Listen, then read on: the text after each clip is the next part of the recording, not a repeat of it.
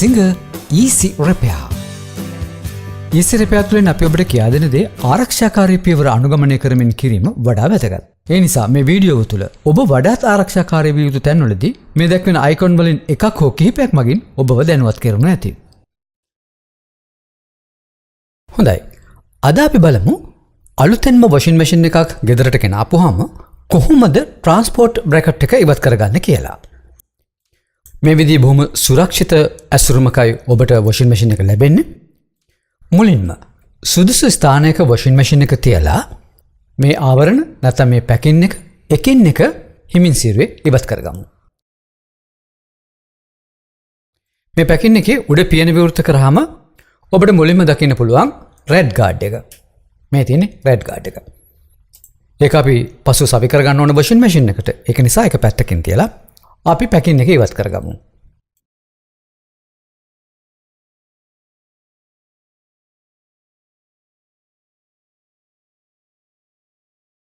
මෙන්න මේ විදිහටයි වොෂින් මැෂින් එක පැකින් එක ඇතුලේ තියෙන්නේ.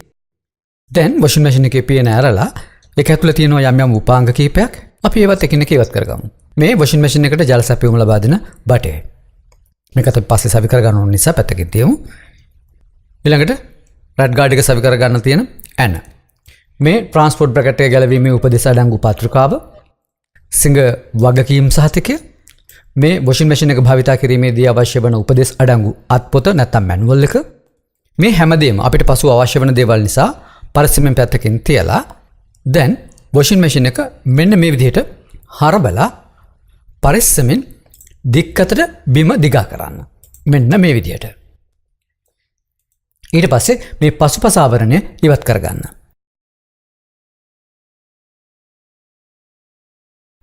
දැන් මෙන්න මේ පේන්නේ ට්‍රාන්ස්පෝර්ට් බ්‍රැකට් එක. ඒක ඇන 4කින් වොෂින් මැෂින් එකට සම්බන්ධ කරලා තියෙන්නේ. දැන් මෙන්න මේ වගේ මිලිමීටරට රින්ච් එකක් හරි මල්ලි ස්ක්‍රූපණියනක් හරි භාවිතා කරලා මේ ඇන 4 සීරුවෙන් ගලවලා ට්‍රාන්ස්පෝර්ට් බ්‍රැකට් එක ගලවලා ඉවත් කරගන්න.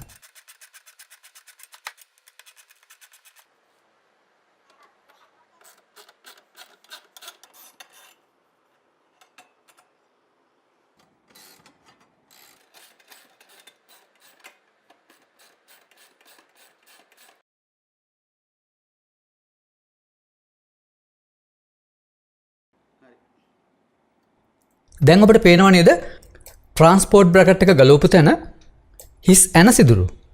හරි. දැන් අපි ගලවගත්ත ඇන ටික නැවත ඒ සිදුරු වලටම දාලා හොඳින් තද කරගන්න.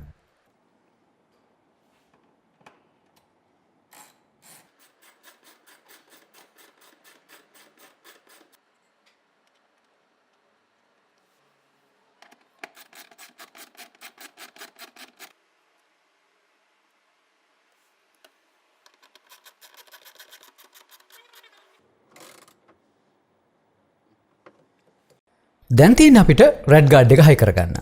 අපි ඊළඟ වීඩියෝ එකකින් බලමු කොහොමද රෙඩ් ගාඩ් එක නිවැරදිව සවි කරගන්න කියලා.